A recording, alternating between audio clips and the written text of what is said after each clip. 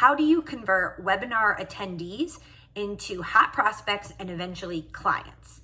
Today, I'm going to share with you a 5-step process for making it happen. So let's dive right in. Step number 1.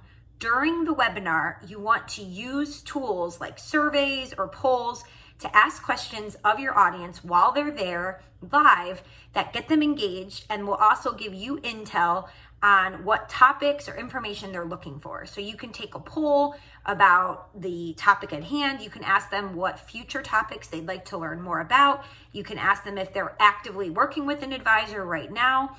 Whatever the question might be that will give you a little bit more intel, use those tools that are available to you in your webinar platform. So for instance, Zoom has polls and surveys that you can use during the live event to ask the audience questions, and then they'll give you the answers afterward as well. So that's tip number 1. Tip number 2 is you want to, as soon as the webinar is over, identify the hottest leads. So the first thing you're going to do is look at who attended versus who just registered but did not attend. And you're going to break those into 2 different groups. You're going to communicate with everyone who registered, but those who also attended and who stayed for the entire thing. So the time they spent in the webinar, that's a factor. If they were there from the very beginning to the end, that's a hotter lead than someone who stayed for a minute and left, right? You can also look at what questions did they ask throughout the webinar as a way to engage how interested they are in the topic that you have, right?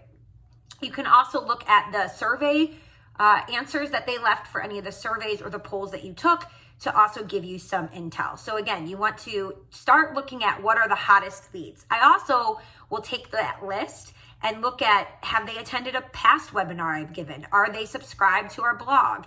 All of those will be indicators that they are a really hot lead, right?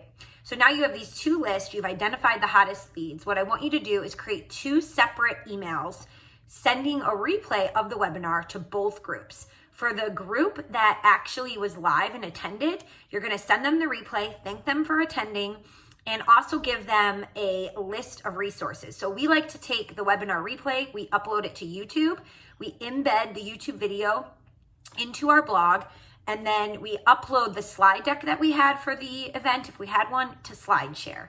Then we create timestamps of all of the different points that we covered with links to additional resources and put that all in one great blog post.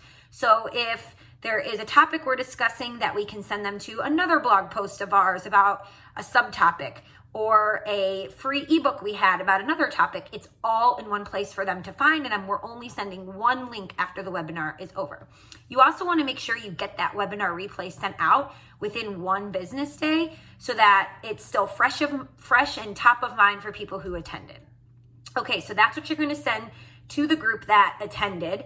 At the bottom of that email, you're going to put a call to action saying, did you find this webinar valuable? Do you have any questions for me? I'd love to chat with you personally. Here's a link to my calendar. Book a time that works best for you. So you're going to invite them to book right on your calendar. For the group that registered for the webinar but did not attend, it's going to be a little bit different. You're still going to send them the webinar replay. You're going to say something like, sorry we missed you for our webinar on X topic. I'm sure you're still interested to see what we shared. Here's a link to the replay, and here's the slides that we shared. Additionally, if you would like me to talk about this topic with you one-on-one, I'm happy to do that since you missed the event. Here's a link to my calendar, and I'd be happy to chat with you at your convenience, right? So a different call to action at the bottom because they were not physically there. So you're going to send that email out. Then the next step that I want you to take is 1 week after you've sent out that webinar replay to both attendees and did not attend lists, you want to send a follow-up email 1 week later. And you should be providing some sort of value in that follow-up email. So it could say something like, hey, did you get a chance to look at the resources that we sent over with the webinar replay? Did you have any questions? I also recently wrote this blog post on X topic that's related to it. Or did you see that piece in the New York Times about X, Y, Z? That was something you were talking about. It doesn't have to be necessarily something that you wrote, but you're keeping the conversation going, right? So send that 1 week later, and again, invite them to book on your calendar. If you still don't hear anything, but you can see they're opening your emails and reading them, what I would suggest doing is 2 to 4 weeks after that second follow-up email. So now we're about a month out or so. I would send a follow-up email saying, hey, haven't heard anything back from you. Just wanted to see if you'd like to be added to my bi-weekly newsletter or my bi-weekly blog e-blast, where I share all of the best content that we are putting out for people like you to help them with their personal finances. Let me know and I'll go ahead and get you subscribed.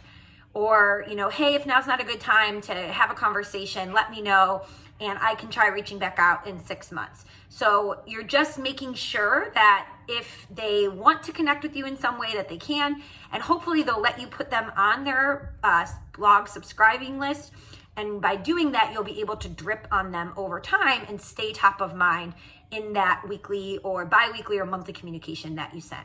So those are our 5 tips and 5 step-by-step instructions for how to convert webinar attendees and registrants in general into actual clients. If you have any questions at all about this strategy, please reach out and let us know, marketing@20over10.com. If you want to see our step-by-step blog post about this topic, just click down in the description below. But share with us, what is the most difficult part for you for setting up, hosting a webinar? We have tons of great resources we can share, and we'll link those below as well. I'm Samantha Russell from 20 over 10. If you found this helpful, give it a thumbs up, a like, and subscribe to our channel for even more marketing tips for advisors. Thanks, everybody.